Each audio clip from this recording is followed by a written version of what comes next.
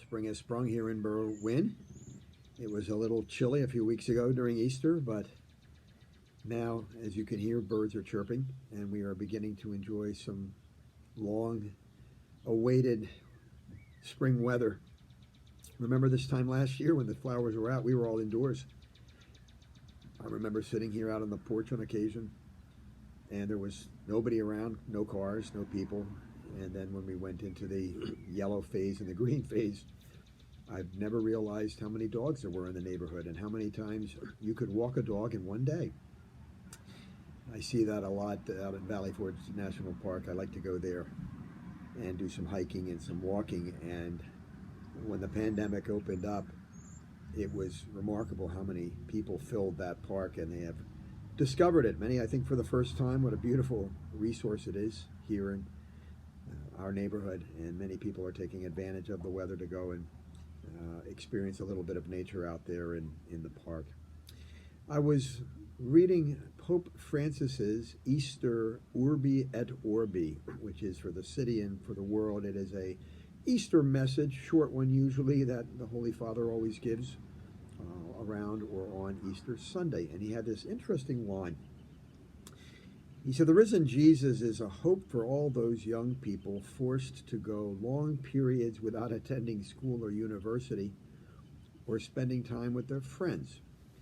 Experiencing real human relationships, not just virtual relationships, is something that everyone needs, especially at an age when a person's character and personality is being formed." We had a fascinating discussion about this in a prayer meeting recently.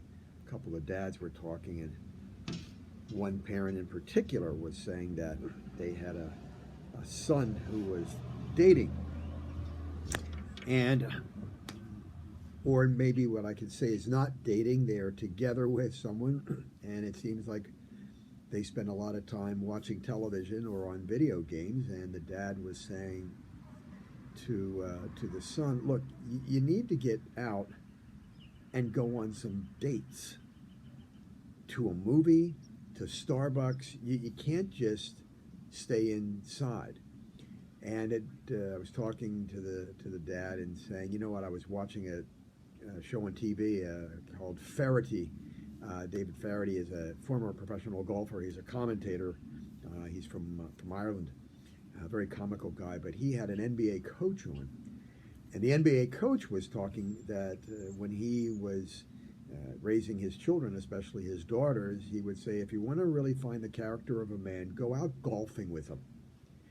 You'll be in a cart with this guy for 4 hours, and you're going to learn a lot about this guy, his character, his temperament, his values, etc., not only in the midst of the conversation, but at some point in those 4 hours, something is going to go wrong. And what does he do? Does he handle it? Does he throw the club? Does he swear? Does he kind of brush it off, etc.? Kind of good advice.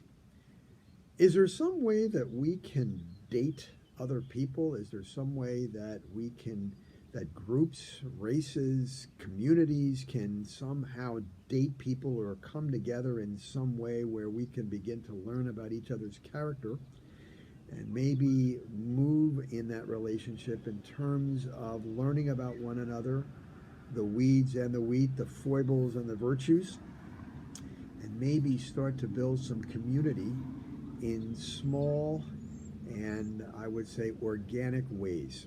I think maybe that's what Pope Francis is getting at, getting away from the screens and the telephones and the computers and starting with some interpersonal interactions on a very informal basis, but maybe it's through those conversations that community will begin to build up. And I think ourselves and our friendships and our country will be better for it. Enjoy your day.